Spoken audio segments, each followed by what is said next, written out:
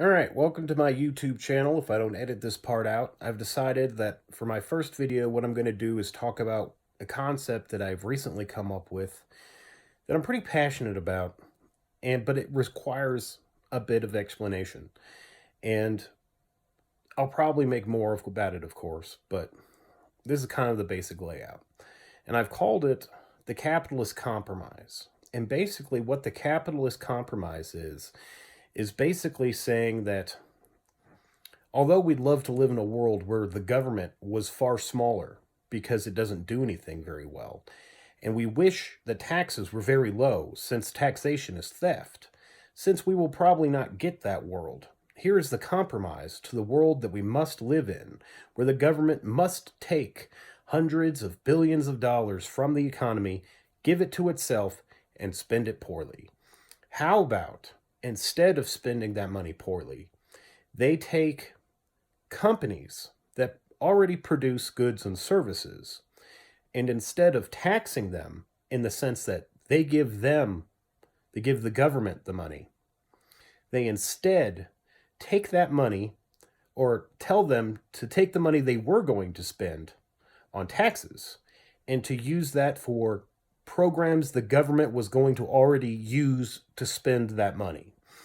Now, the easy example that I will probably use most of the time is someone like Walmart. Now, I don't know all of the numbers. I'm not going to pretend to. So we're going to use exaggerated examples. Let's say that Walmart, as a national company, pays in taxes $100 billion, just so it's a round number. Walmart pays $100 billion to the government every year.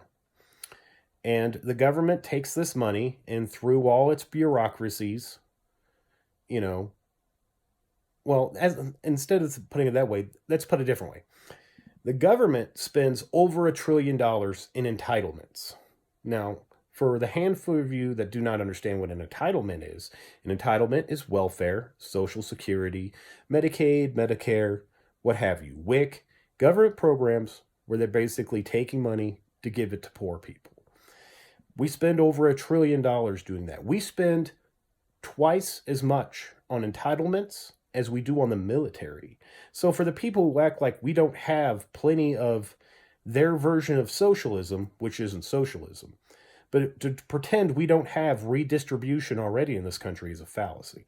But anyways, so instead of Walmart just giving the government 10 or $100 billion and the government splitting up that money to pay itself and then coming up with a program of, a food stamps program where they cut a check to people and give them, because they give them what's left after all the bureaucracy. Because, in all of these welfare programs, there's thousands of bureaucrats, the people they have to talk to get the money, their supervisors, so on and so forth. Oversight, the works. So how about instead, Walmart was told, all right, instead of giving us $100 billion, how about you spend, and we'll just make sure you're doing it. You spend $100 billion feeding the poor. Because what's Walmart better set up to do? Feed and clothe the poor. That's literally their business. They just charge for it.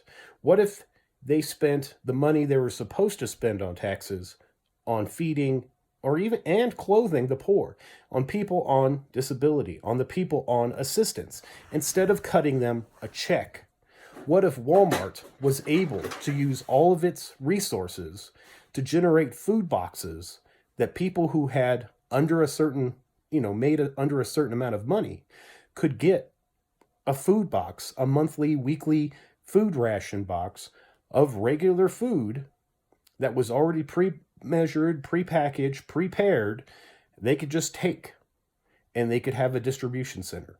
How many more people do you think could be helped, fed, and clothed in America if Walmart spent $100 billion directly helping these people using their resources instead of giving that money to the government siphoning 80% of it and then cutting checks to everyone for $20 billion. And then all of those checks went right back to Walmart to spend that money. Don't you think that would be a better plan? I think that'd be a much better plan. And Walmart's not the only business. There are hundreds, if not thousands, of businesses that could qualify for programs like this. We could help a lot more people. So my question is, do we want to punish the billionaire? Or do we want to help people? Because they're not the same thing. Well, I hope you guys liked this video. This is my first try. I'm going to upload this one after I edit it. Tell me what you think. I'll see you next time. Like and subscribe.